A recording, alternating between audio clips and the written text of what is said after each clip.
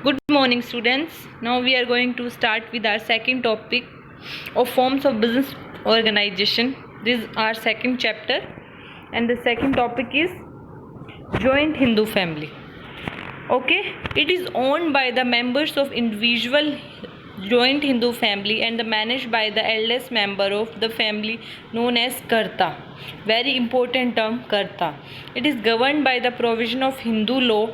The basis of membership is birth in a particular family, which means joint Hindu family वो होता है जो हमारे पुराने टाइम से जो भी फैमिली के मेंबर्स जो भी बिज़नेस चलाते आ रहे हैं वो क्या होता है जॉइंट हिंदू फैमिली में, जिसमें ऑलरेडी उनके जो मेंबर्स होते हैं, उनके फैमिली मेंबर्स होते हैं, वो क्या होते हैं ऑलरेडी बाय बर्थ मेंबर्स होते हैं. ठीक है. It is only found in India. One of the oldest firm owned and carried bye joint Hindu family. Okay, ये क्या है, सिर्फ और सिर्फ इंडिया में पाई जाता है ये बिज़नेस, और ये सबसे पुराना बिज़नेस है. It is govern by Hindu law. ये किसके अंडर आता है, हिंदू लॉ के. एंड कंट्रोल्ड बाय कर्ता. This is important term. कर्ता वो होता है जो अपने फैमिली का एल्डेस्ट मेंबर होता है. मींस जो सबसे पुराना होता है वही सारी कंपनी को होल्ड करता है, वही उसे कंट्रोल करता है, और वही उसके लिए डिसीज़न लेता है. ठीक है, कि हमें क्या करना चाहिए, क्या नहीं करना चाहिए. Okay, all members have equal rights. इसमें जॉइंट हिंदू फैमिली में सब मेंबर्स के क्या होते हैं, इक्वल राइट्स होते हैं. ठीक है, क्या समझ में आया. It is only found in India. One of the oldest firm. It is governed by Hindu law, controlled by Karta. All members have equal right. मतलब ये हिंदू डिवाइडेड फैमिली होती है, जो उनका एल्डेस्ट मेंबर होता है वो उन्हें कंट्रोल करता है, जिसको हम कहते हैं कर्ता. ठीक है. और इसमें ऑलरेडी जब मेंबर्स आता है हमारे, अगर जैसे हमारा बिजनेस चल रहा है पुराने टाइम से, अगर हमारे घर में नए बच्चे ने बर्थ लिया है, उसका जन्म हुआ है, तो ऑलरेडी वो क्या हो गया, उस बिजनेस का मेंबर बन चुका है. ठीक है. Now the features of a joint Hindu family. First feature, formation. For a joint Hindu family business, there should be at least 2 members in the family and some ancestral property to be inherited by them. Which means formation का मतलब होता है at least 2 members हों family के, same family के, जो ये business को क्या कर सकते हैं, चला सकते हैं अपनी पुरानी प्रॉपर्टी को के हिसाब से. ठीक है. Membership by birth. There are 2 systems which are govern membership. इसमें 2 सिस्टम्स होते हैं. First Dayabhaga system, second Mitakshara system. Dayabhaga system, it prevails in West Bengal and allows both male and female member of co-partners. Which means Dayabhaga में क्या होता है, ये एक system होता है जो सिर्फ और सिर्फ वेस्ट बंगाल में फॉलो किया जाता है. उसमें क्या होता है, जो हस्बैंड वाइफ दोनों होते हैं वो दोनों उस कंपनी के स्टार्टिंग से या उस बिजनेस के पार्टनर्स होते हैं. ठीक है. Only in West Bengal. Second Mitakshara.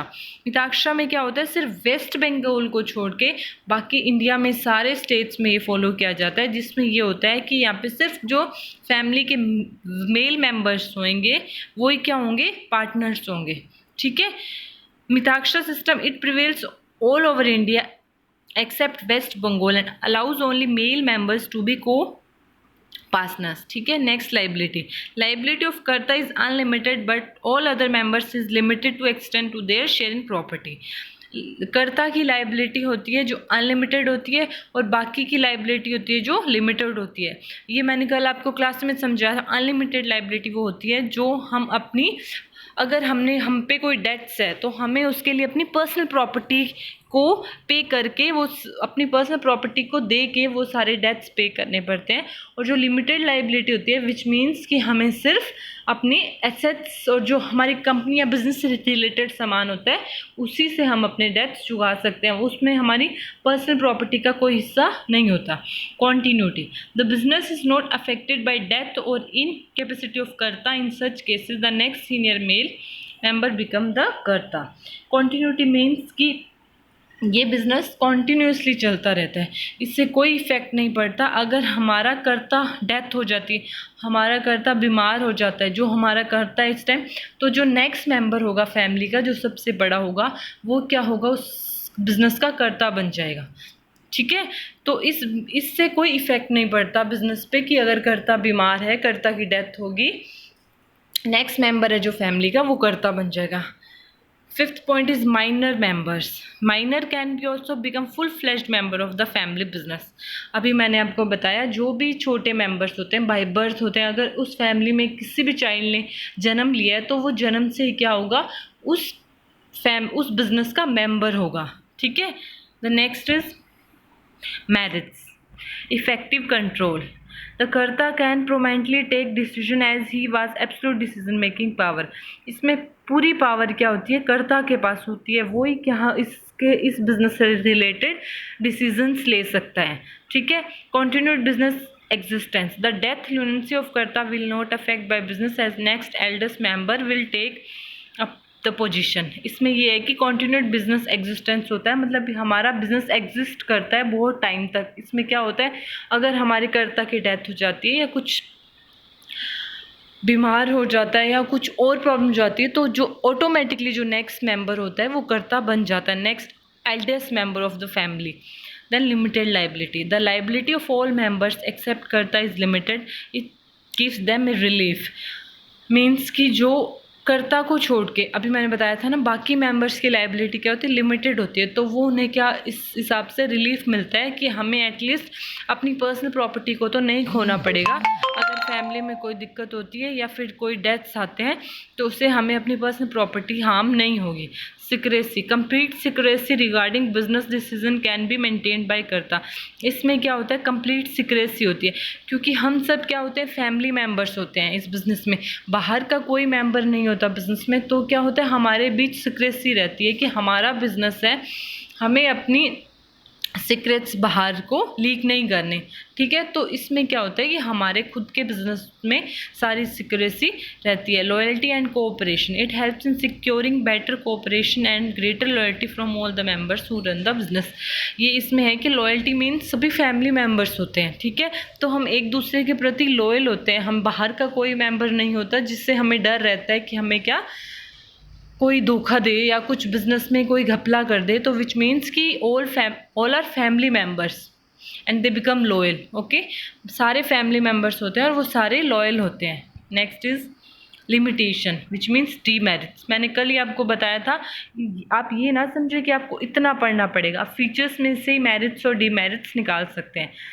Then first limitation is limited capital. The shortage of capital as limited to the ancestral property, which means कि हमारी जो प्रॉपर्टी होती है हमारे पास सिर्फ उतनी ही क्या होती है, कैपिटल होती है, मतलब शॉर्टेज होती है, उतनी हम बाहर से कहीं से लोन नहीं लेते, या हमारे पास जितनी कैपिटल होती है हम उतने से बिजनेस चलाते हैं, तो हमारे पास कैपिटल की क्या होती है, कमी होती है, तो उसके वजह से हम अपना बिजनेस एक्सपेंड नहीं कर सकते, शॉर्टेज ऑफ मनी रहता है। अनलिमिटेड लाइबिलिटी ऑफ कर्ता। It makes him less enterprising. उससे क्या होता है, कर्ता की जो लाइबिलिटी अनलिमिटेड होती है, अगर कल को आपके बिजनेस में कुछ भी दिक्कत हो तो फिर आपको क्या, अगर आप पे बहुत ज़्यादा कर्जा हो जाए या फिर इंसॉल्वेंसी हो जाती है तो उसमें आप क्या करता है अपनी पर्सनल प्रॉपर्टी को दे के उनके जो अपने डेथ्स होते हैं वो पे किए जाते हैं। तो विच मीन्स कि हमें लेस एंटरप्राइजिंग होता है वो। ठीक है। Dominance of karta manage the business and sometimes he ignores the valuable advice of other members. This may cause conflict among the members and may lead to break down of the family limit. Which means क्या होता है कि कर्ता dominance मतलब कर्ता का dominant nature होता है। इसमें वो क्या करता है, वो सिर्फ ये सारे डिसीजंस कर्ता ही ले पाता है। तो कई बार ऐसा होता है कि अगर फैमिली मेम्बर्स कुछ वैल्यूएबल या कुछ इम्पोर्टेंट एडवाइस देना चाहे जो कि कर्ता नहीं लेना चाहता, तो उससे क्या होता है, फैमिली में कन्फ्लिक्ट हो जाता है, मतलब फैमिली में लड़ाई झगड़ा होता है और उसकी वजह से हमारे बिजनेस पे हमारा बिजनेस बहुत हार्म होता है। ठीक है। तो ये होता है कि अगर कर्ता किसी के डिसीजंस या किसी की बातें नहीं सुनेगा तो उससे क्या होगा, फैमिली के बीच में लड़ाई होगी, जिससे क्या होगा, हमारा बिजनेस बहुत हार्म होगा। उससे क्या होती है, हमारी फैमिली लिमिट भी ख़त्म हो जाती है। hasty decisions. As कर्ता is overburdened with work, he may take hasty decision and unbalanced decision. कर्ता क्या होता है, ये भाई कर्ता के पास बहुत ज़्यादा काम होता है, उसे डिसीजन भी लेना होता है, उसे अपना बिजनेस देखना भी होता है, उसे अपने अंडर सारे फैमिली मेम्बर्स को मैनेज भी करना होता है, तो जिसकी वजह से उस पर दिमाग पे बहुत बोझ होता है, वो बहुत ओवरबर्डनड होता है, जिसकी वजह से क्या होता है कि वो कई बार हैस्टी डिसीजंस मतलब ख़राब डिसीजन भी ले सकता है। ठीक है, next is limited managerial skills of karta also pose a serious problem. The joint Hindu family business is one on decline because of diminishing number of joint Hindu families in the country। limited managerial skills मतलब कि हमें family members इस business में involve होते हैं, बाहर का कोई नहीं होता, तो ज़रूरी नहीं है कि उनके पास प्रॉपर मैनेजेरियल स्किल्स हो। ठीक है, तो उससे क्या होता है, उससे भी हम ये भी एक सीरियस प्रॉब्लम है, क्योंकि हमारे जिसकी वजह से अगर हम मैनेजेरियल स्किल्स प्रॉपर नहीं होगी तो हम कंपटीशन नहीं कर पाएंगे मार्केट में, और उसकी वजह से हमारा बिजनेस एक्सपेंड नहीं हो पाएगा और हमारे बिजनेस को हो सकता है कि हमें बंद करना पड़े।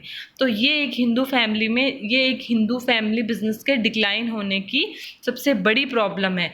अभी इस टाइम ये हो रहा है कि ये बिज़नेस बहुत कम चल पा रहे हैं, क्योंकि इसमें सिर्फ फैमिली मेम्बर्स इन्वॉल्व होते हैं। ठीक है, now we going to once again we see joint Hindu family. तो मैंने क्या बताया, this owned by members of individual joint Hindu family and managed by the eldest member of the family which means कर्ता।